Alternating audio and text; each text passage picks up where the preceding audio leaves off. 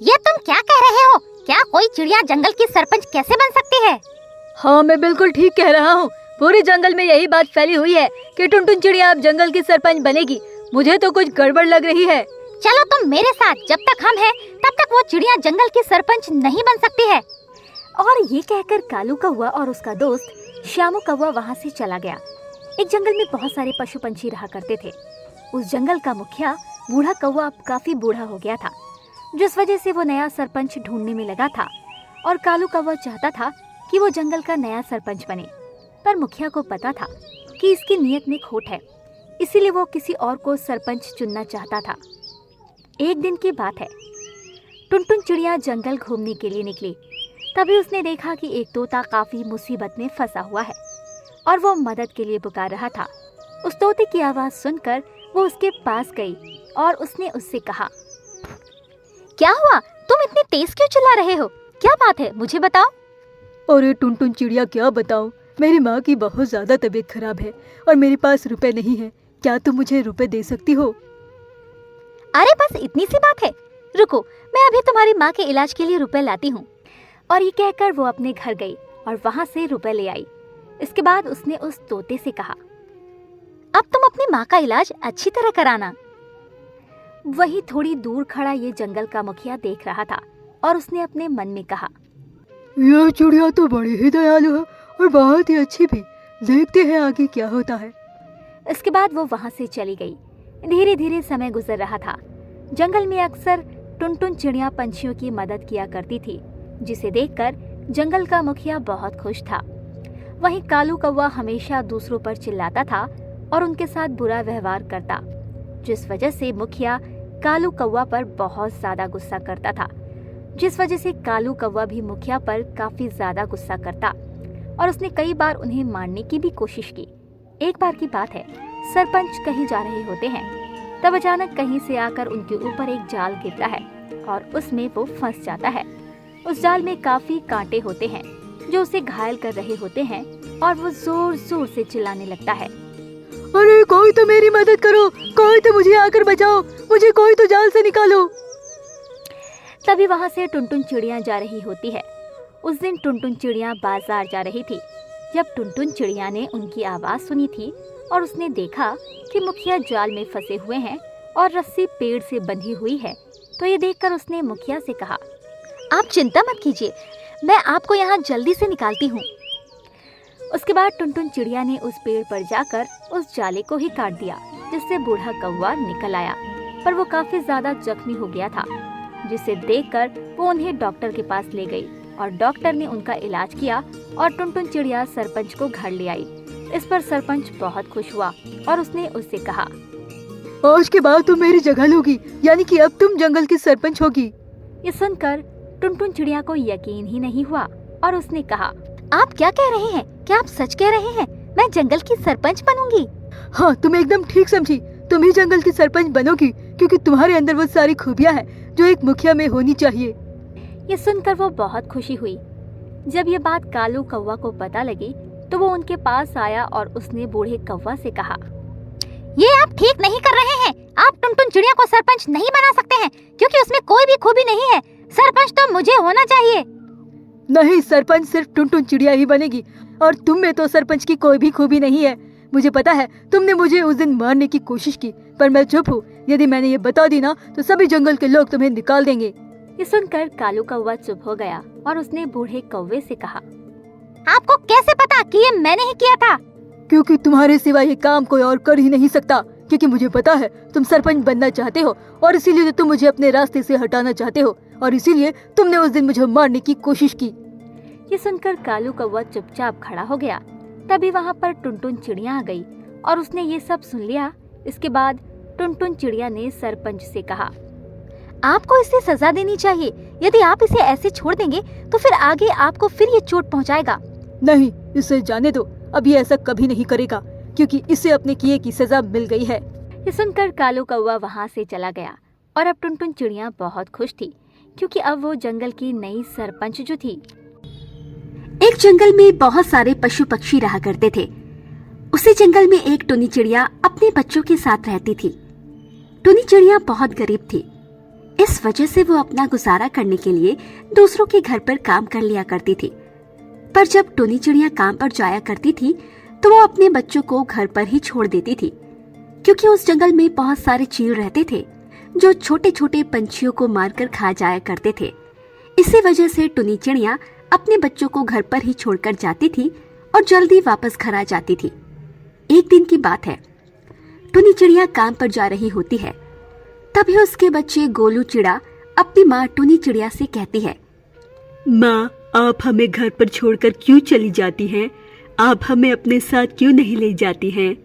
अरे बच्चों, तुम्हें तो पता ही है कि जंगल में बहुत ही खतरनाक और जालिम चील रहते हैं जो छोटे छोटे पक्षियों को मारकर खा जाते हैं। इसी वजह से मैं तुम्हें घर पर छोड़ जाती हूँ। पर माँ, वो चील घर पर भी तो आ सकते हैं ना?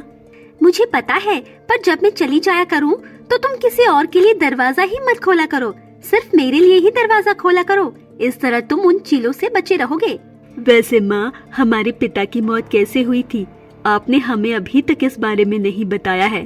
तुम्हारे पिता को भी इन्हीं चीलों ने मार डाला था। इसी वजह से मुझे इन चीलों से बड़ा ही डर लगता है और इसीलिए मैं तुम्हें घर पर छोड़कर चली जाती हूँ। पर माँ, यदि उन चीलों ने आप पर हमला कर दिया तो? तुम इसकी चिंता मत करो, मैं छुप छुपा कर जाती हूँ और इसीलिए जल्दी घर पर आ जाती हूँ, क्योंकि शाम के बाद चील ज्यादा हमलावर हो जाते हैं।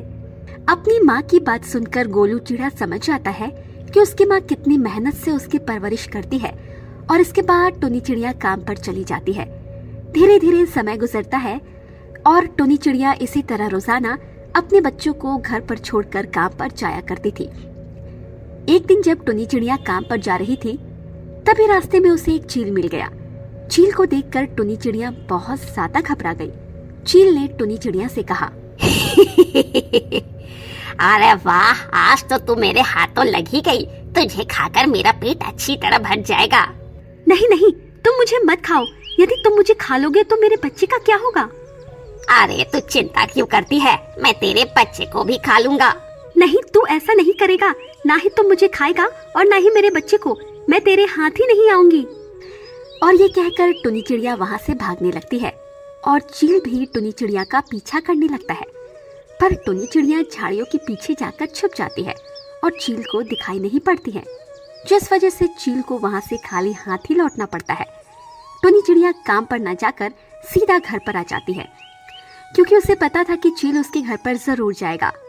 वहीं दूसरी तरफ चील टुनी चिड़िया से पहले उसके घर पर पहुंच जाता है और देखता है कि उसका बच्चा गोलू चिड़ा घर के बाहर खेल रहा था। चील भाग कर जाकर गोलू चिड़ा को पकड़ लेता है। तभी वहाँ टुनी चिड़िया आ जाती है और वो चील से कहती है, नहीं नहीं, तुम मेरे बच्चे को छोड़ दो। तुम मेरे बच्चे को मत मारो, भले ही तुम इसके बदले मेरी जान ले लो। नहीं, मैं तेरे बच्चे को नहीं छोड़ूंगा और अब तू भी मेरे हाथों मारी जाएगी। नहीं, तुम मेरे बच्चे को छोड़ दो। मेरे बच्चे के सिवा मेरा इस दुनिया में कोई भी नहीं है। पहले ही तुम मेरे पति को मार चुके हो और अब तुम कितना जुल्म मेरे ऊपर करोगे। और ये कहकर टुनी चिड़िया जोर जोर से रोने लगी, पर चील पर इसका कोई भी असर नहीं हुआ और उसने टुनी चिड़िया से कहा, मुझे इससे कोई मतलब नहीं है, मैं तो इसे मार कर ही रहूंगा। और ये कहकर उसने टुनी चिड़िया के सामने ही गोलू चिड़ा पर हमला किया। पर टुनी चिड़िया ने एक लकड़ी उठाई और चील के मुंह पर दे मारी, जिससे गोलू चिड़ा उसकी पकड़ से छूट गया और टुनी चिड़िया अपने बच्चों को लेकर वहां से भाग गई। वहीं चील ने जब तक अपने आप को संभाला और वहां पर देखा तो वहां पर कोई भी नहीं था। चील फिर से हाथ मलता रह गया और उसने अपने आप से कहा, अब की बार तो ये चिड़िया और उसका बच्चा बच गया, अगली बार ये दोनों मेरे हाथों नहीं बचेंगे और मैं टुनी चिड़िया को तो अच्छी तरीके से सबक सिखाऊंगा, क्योंकि इसने तो मेरा मुंह ही तोड़ दिया। और ये कहकर चील वहां से उड़ गया। वहीं दूसरी तरफ टुनी चिड़िया अपने बच्चे को उस जालिम चील से बहुत दूर ले आई और दूसरे जंगल में जाकर रहने लगी। और अब वो दोनों बहुत खुश थे, क्योंकि उस जंगल में एक भी चील और बाज नहीं थे। वहाँ पर सभी आराम से अपनी जिंदगी जीते थे। चिड़िया के अनाथ बच्चे। एक जंगल में बहुत सारे पंछी रहते थे। उसी जंगल में एक मीनू नाम की चिड़िया रहती थी। उसके 2 बच्चे थे, एक का नाम रानी चिड़िया और दूसरे का नाम गोलू चिड़ा था। वो दोनों बहुत ही सुंदर थे। एक दिन की बात है, मीनू चिड़िया की तबीयत अचानक खराब हो जाती है और उसी बीच उसकी मौत हो जाती है, जिस वजह से उसके दोनों बच्चे अकेले रह जाते हैं और वो अनाथ हो जाते हैं, जिससे वो दोनों बहुत दुखी रहते हैं क्योंकि अब उन्हें अपनी परवरिश खुद ही करनी थी और उनके पास इतने रुपए भी नहीं थे जिससे वो अपना गुजारा कर सके। एक दिन की बात है कि गोलू चिड़ा और रानी चिड़ा घर पर बैठे हुए थे। तभी वहां पर कालू कौवा आया। उसने उनसे कहा, अरे बच्चों, मुझे बड़ा दुख हुआ कि तुम्हारी माँ का देहांत हो गया है और तुम लोग अनाथ हो गए हो। यदि कुछ मदद चाहिए हो तो बता देना, मैं तुम्हारी मदद जरूर कर दूंगा। नहीं अंकल, अभी तो कोई मदद नहीं चाहिए।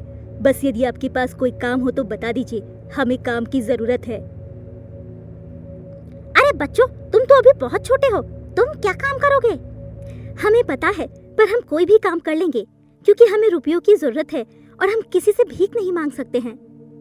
मुझे खुशी है कि तुम किसी से रुपए नहीं लेना चाहते हो, पर अभी तुम बहुत छोटे हो। हाँ, यदि तुम चाहो तो मुझसे रुपए उधार ले लो, फिर लौटा देना। नहीं अंकल, मुझे आपसे रुपए नहीं चाहिए। यदि कहीं काम हो तो बता देना, हम लोग काम कर लेंगे। ठीक है, यदि कहीं काम होगा तो मैं तुम्हें जरूर बताऊंगा। और ये कहकर कालू कौवा वहां से चला गया।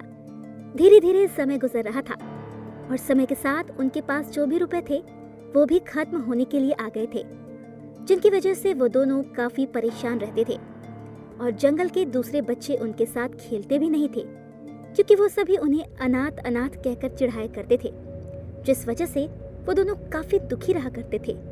एक दिन की बात है, रानी चिड़िया ने अपने भाई गोलू चिड़ा से कहा, क्या भाई, हम लोग इसी तरह हमेशा दुखी रहेंगे और क्या हमारा सभी इसी तरह से मजाक उड़ाते रहेंगे? नहीं बहन, ऐसा नहीं है। बस अभी हमारे हालात खराब है, इसीलिए सब मजाक उड़ाते हैं। जब हम लोगों के हालात सही हो जाएंगे तो कोई भी हमारा मजाक नहीं उड़ाया करेगा। और तुम फिक्र मत करो, मैं तुमसे वादा करता हूँ कि मैं जल्द ही कुछ अच्छा काम शुरू कर दूंगा जिससे हम लोग अपना जीवन आराम से गुजार सकेंगे। ये सुनकर रानी चिड़िया बहुत खुश हुई।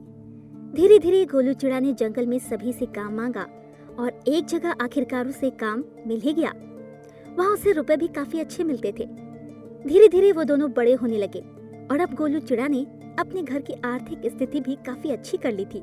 रानी चिड़िया भी अब घर संभाला करती थी और अब वो दोनों भाई बहन बहुत खुश थे। एक बार रानी चिड़िया घर पर काम कर रही होती है, तभी वहाँ पर कालू कौवा आया और उसने रानी चिड़िया से कहा, अरे रानी बिटिया, अब तो तुम्हारा भाई काफी अच्छा कमाने लगा है और उसने तुम्हारे घर की स्थिति भी सही कर दी है। हाँ काका, बिल्कुल ठीक कह रहे हैं। बस अब जल्दी से भैया की शादी हो जाए तो घर को संभालने के लिए भाभी आ जाए। हाँ, तुम एकदम ठीक कह रही हो, पर वो ये चाहता है कि तुम्हारी शादी पहले हो, इसीलिए वो शादी नहीं कर रहा। वरना मेरी नजर में तो एक चिड़िया है जिसे मैं गोलू की शादी करा सकता हूँ। अच्छा, आप मुझे बता देना, मैं भाई से बात करके देखूंगी। इसके बाद कालू कौवा वहां से चला गया। जब शाम को गोलू चिड़ा आया तो रानी चिड़िया ने अपने भाई से कहा, भैया, मैं आपसे कुछ बात करना चाहती हूँ। हाँ बताओ बहन, क्या बात है? आप शादी क्यों नहीं कर लेते हैं? तो इस घर में एक भाभी भी आ जाएगी और मुझे भी अकेले अच्छा नहीं लगता, इसीलिए आप भाभी ले आइए। मुझे पता है, पर मैं ये चाहता हूँ कि पहले तेरी शादी हो। पता नहीं कि तेरी भाभी कैसी आई। अरे आप ऐसा क्यों कह रहे हो? मैं चाहती हूँ कि मैं भाभी के साथ कुछ दिन बिताऊं, इसीलिए कह रही हूँ कि आप शादी कर लो। रानी चिड़िया की बात सुनकर गोलू चिड़ा ने कालू कौवा की बताई हुई चिड़िया से शादी कर ली और अब वो बहुत ही खुश थे क्योंकि वो उन लोगों के साथ बहुत अच्छा व्यवहार करती थी। अब गोलू चिड़ा भी बहुत खुश था क्योंकि वो हमेशा ही चाहता था कि वो अपनी बहन को खुश रखे, क्योंकि उसकी माँ के गुजर जाने के बाद उसकी बहन की जिम्मेदारी उसके ऊपर ही थी और वो अपनी बहन को दुखी नहीं करना चाहता था और इसी वजह से उसने उसके लिए शादी कर ली थी, जिस वजह से उसकी बहन रानी चिड़िया भी बहुत खुश थी और अब वो लोग आराम से अपना जीवन गुजार रहे थे।